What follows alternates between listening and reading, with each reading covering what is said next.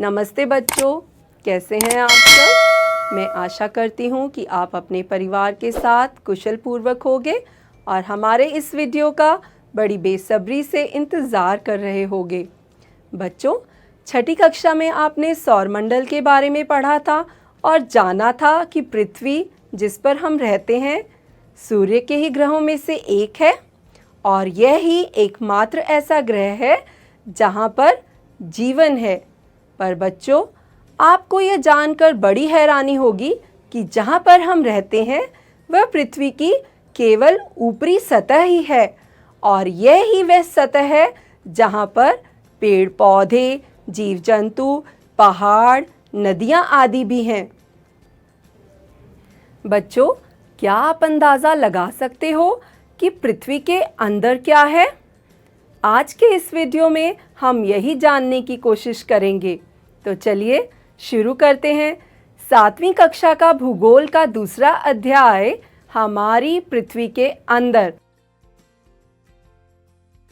और जानते हैं कि ऊपर से सुंदर और सपाट दिखने वाली हमारी इस पृथ्वी के अंदर कौन-कौन से राज छिपे हैं। सबसे पहले हम बात करेंगे पृथ्वी के आंतरिक यानी अंदरूनी भाग के बारे में। बच्चों, जिस तरह प्याज में एक के ऊपर एक कई परतें होती हैं ना, बिल्कुल उसी तरह पृथ्वी की भी 3 परतें हैं। इसकी सबसे ऊपरी परत को पर्पटी या भूपटल कहते हैं। यह सबसे पतली परत होती है जिसकी गहराई समुद्र तल से 5 किलोमीटर और महाद्वीपों से 35 किलोमीटर तक होती है। महाद्वीपीय सतह मुख्य रूप से सिलिका और एल्यूमिना जैसे खनिजों से बनी होती है, इसीलिए इसे Cl यानी C से सिलिका और L से एल्यूमिना कहा जाता है। और समुद्री सतह मुख्य रूप से सिलिका और मैग्नीशियम की बनी होती है, इसलिए इसे सिमे कहा जाता है।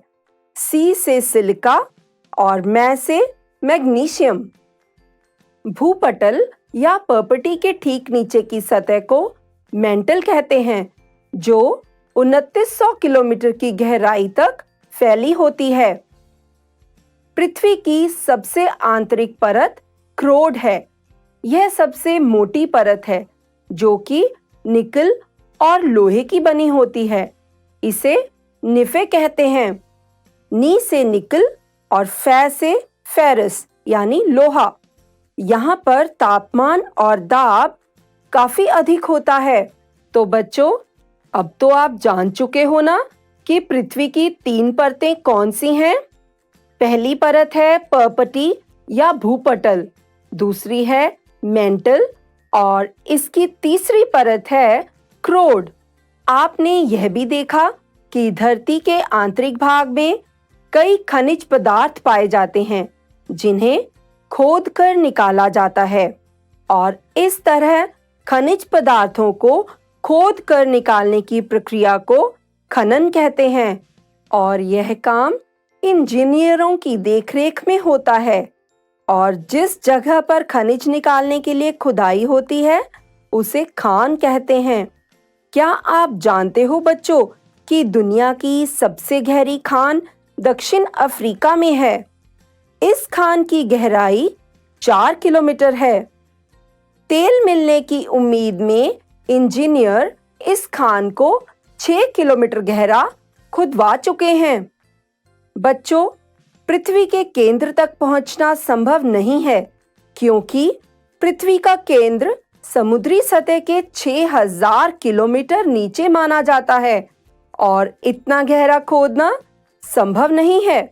बच्चों, आपको यह जानकर हैरानी होगी कि पृथ्वी की पर्पटी पृथ्वी के कुल आयतन यानी पदार्थों के स्थान घेरने की मात्रा का नाप, जिसे हम वॉल्यूम भी कहते हैं, का केवल 1% है। इसीलिए ये सबसे पतली परत है। दूसरी परत मेंटल पृथ्वी के आयतन का 84% है और तीसरी परत क्रोड पृथ्वी के आयतन का 15% है और पृथ्वी की त्रिज्या यानी रेडियस 6371 किलोमीटर है। बच्चों, अब हम पढ़ेंगे शेल यानी चट्टान और खनिज पदार्थों के बारे में। पृथ्वी की ऊपरी सतह अनेक प्रकार के शैलों यानी चट्टानों की बनी है। बच्चों, खनिज पदार्थ के किसी भी प्राकृतिक पिंड यानी अपने आप बने टुकड़े को शैल कहते हैं। ये शैल किसी भी रंग, आकार या बनावट की हो सकती हैं। इन्हें अंग्रेजी में रॉक्स कहा जाता है।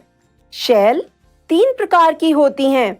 पहली, आग्नेय, जिसे अंग्रेजी में इग्नियस रॉक कहते हैं। दूसरी, अवसादी, जिन्हें अंग्रेजी में सेडिमेंट्री रॉक कहते हैं। और तीसरी, कायांतरित यानी मेटामॉर्फिक रॉक। अब हम इन तीनों प्रकार के शैलों के बारे में विस्तार से पढ़ेंगे।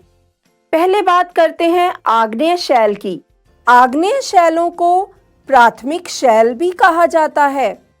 ये 2 प्रकार के होते हैं, अंतर्भेदी और बहिर्भेदी। बच्चों, आग्नेय शैल को जानने के लिए हम ज्वालामुखी की बात करेंगे, जिसमें आग की तरह लाल द्रवित मैग्मा, जिसे लावा भी कहते हैं, पृथ्वी की अंदर की सतह से निकलकर बाहर आता है। बच्चों, मैग्मा और लावा में भी अंतर होता है। मैग्मा तरल पदार्थ होता है जो धरती के अंदर ज्वालामुखी के नीचे पाया जाता है। जब इसका तापमान अधिक हो जाता है और यह ज्वालामुखी या आसपास की धरती पर अधिक दबाव डालने लगता है तो यह बाहर फूट पड़ता है। धरती से बाहर निकलने के बाद यह लावा कहलाता है। लावा तेजी से ठंडा होकर द्रवित पदार्थ से ठोस पदार्थ का रूप ले लेता है। इस प्रकार इस लावा के ठंडे होने से बने शैल को बहिर्भेदी आग्नेय शैल कहते हैं। इनकी बनावट बहुत ही बारीक दानों वाली होती है। उदाहरण के लिए बेसॉल्ट। बच्चों, दक्कन का पठार बेसॉल्ट शैलों से ही बना है।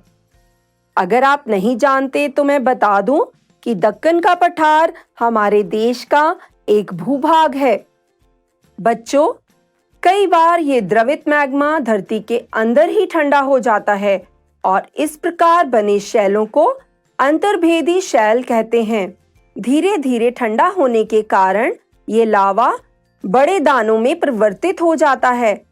ग्रेनाइट पत्थर ऐसे ही शैल का एक उदाहरण है। ग्रेनाइट पत्थर का इस्तेमाल इमारतों के निर्माण में होता है। बच्चों, शैल नियमित रूप से लुढ़ककर या एक दूसरे से टकराकर टूटकर छोटे छोटे टुकड़ों में बंट जाती हैं। इन छोटे कणों को अवसाद कहते हैं। ये अवसाद हवा और पानी के साथ बहकर या उड़कर एक से दूसरे स्थान पर पहुंचकर एक जगह जमा हो जाते हैं। यही अवसाद कठोर होकर शैल की परत बनाते हैं। इस प्रकार के शैल को अवसादी शैल कहा जाता है। बलुआ पत्थर जो रेत के दानों से बनता है, अवसादी शैल का ही एक उदाहरण है।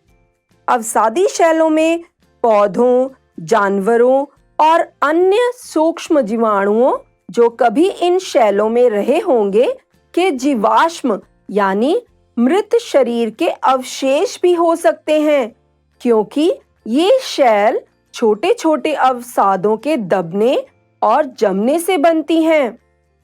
आग्नेय और अवसादी शैल अधिक तापमान और दबाव के कारण कायांतरित शैलों में परिवर्तित हो जाती हैं। उदाहरण के लिए चिकनी मिट्टी स्लेट में और चूना पत्थर संगमरमर में बदल जाता है। बच्चों, शैल हमारे लिए बहुत उपयोगी है। कठोर शैलों का उपयोग सड़कें, घर और इमारतें बनाने के लिए किया जाता है।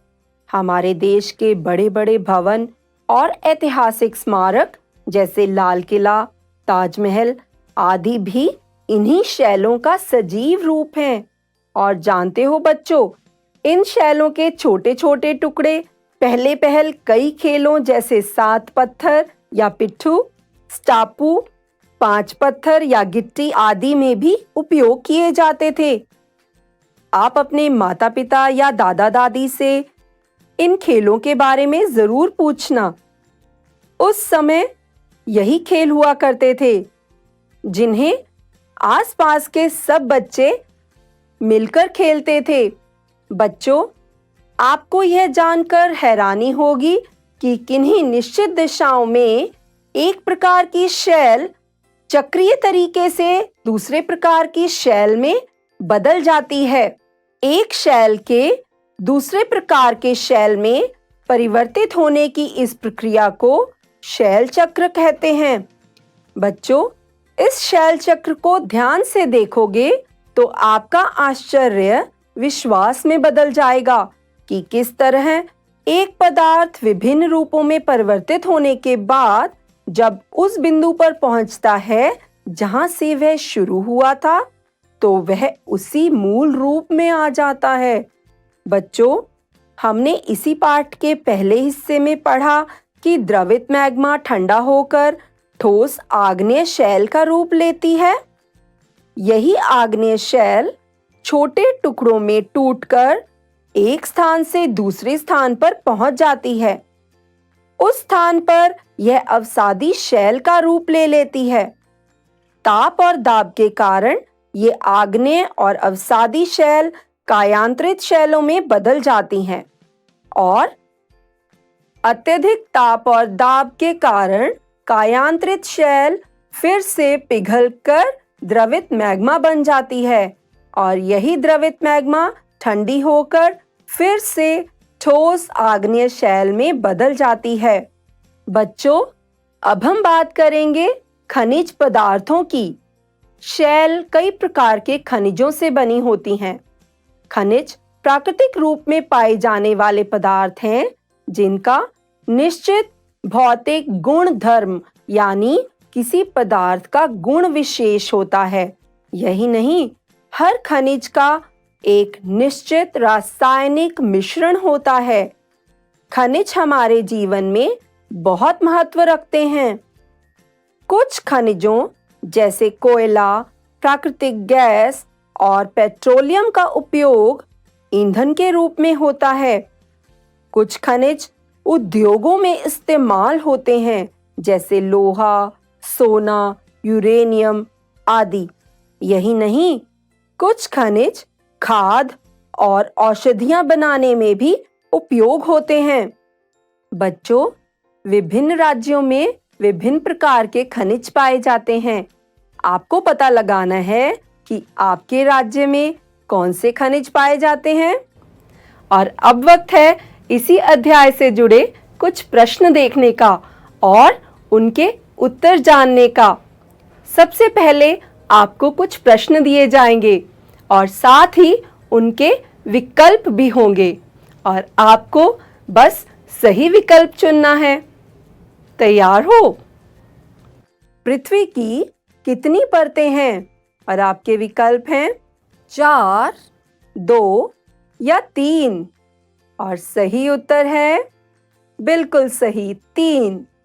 अगला प्रश्न, शैल किस पदार्थ से बनी होती हैं?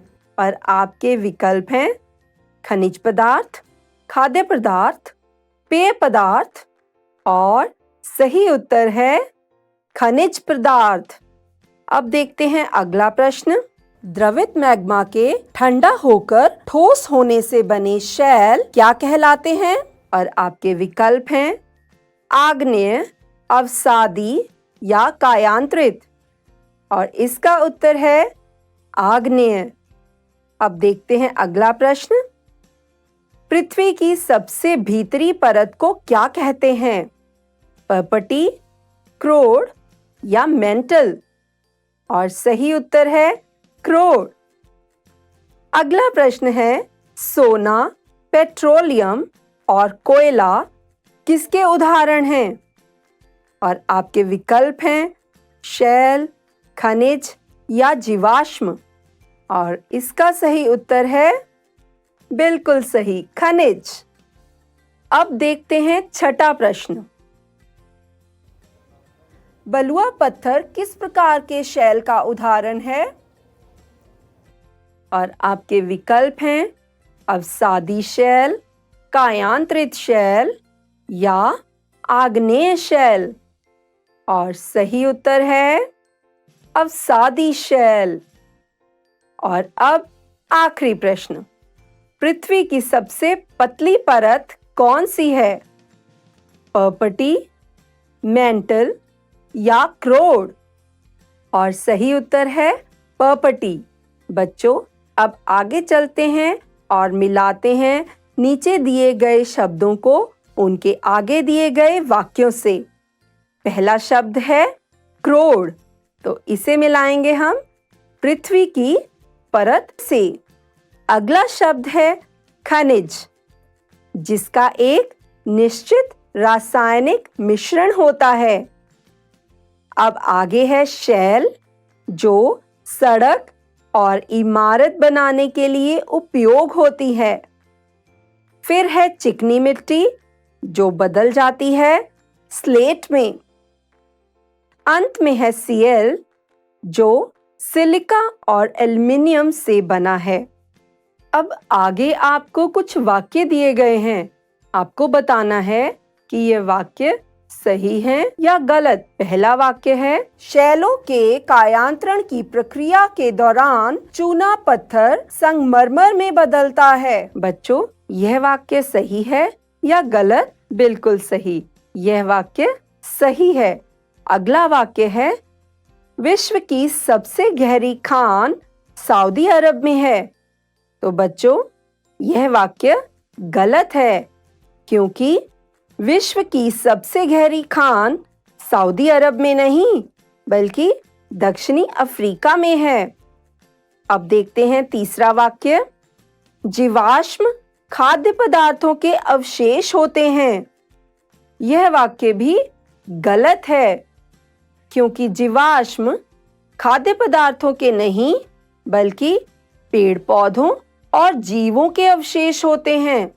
और अब आखिरी वाक्य, पेट्रोलियम एक खनिज पदार्थ है। यह वाक्य बिल्कुल सही है। बच्चों, अब हम एक खेल खेलेंगे। आपको कुछ चीजें दिखाई जाएंगी। आपको बताना है कि ये चीजें किन खनिजों से बनती हैं। तो सबसे पहले हमारे पास है कढ़ाई। कढ़ाई किससे बनी होती है? लोहा, सोना या पत्थर? और सही उत्तर है यह लोहे से बनी होती है। अगली वस्तु है आभूषण, यानी गहने। गहने किससे बनाए जाते हैं बच्चों? आपके पास विकल्प हैं एल्युमिनियम, संगमरमर या सोना। बहुत बढ़िया, सही उत्तर सोना। आगे हमारे पास है दिया। बच्चों, दिया किससे बनाया जाता है? लोहा, मिट्टी या सोना? बहुत अच्छे, दिए मिट्टी से बनाए जाते हैं। अब देखते हैं अगली वस्तु क्या है। यह है एक हथौड़ा। यह किससे बनाया जाता है बच्चों? संगमरमर, स्लेट या लोहा? बिल्कुल सही, लोहा। अगली चीज है घंटी। जानते हो बच्चों, घंटी किस खनिज से बनाई जाती है? चिकनी मिट्टी से, पीतल से या स्लेट से? जी हाँ, इसका उत्तर है पीतल। आखिर में हमारे पास है तवा। तवा किससे बना होता है? पीतल से, सोने से या लोहे से? बिल्कुल सही, तवा लोहे से बना होता है। बच्चों, अच्छा लगा ये खेल? क्या अब आप अलग-अलग खनिजों से बनी कुछ अन्य वस्तुओं को पहचान सकते हैं? अब आपको किन्हीं 5 ऐसी वस्तुओं का चित्र अपनी कॉपी में बनाना है। बना सकोगे? तो बच्चों, कैसा लगा ये वीडियो? मुझे विश्वास है इसे देखकर आप पृथ्वी के अंदर के बहुत सारे राज जान चुके होंगे। आज के लिए इतना ही। मैं जल्द ही फिर लौटूंगी कुछ नई और दिलचस्प जानकारी के साथ। तब तक के लिए स्वस्थ रहिए, मुस्कुराते रहिए।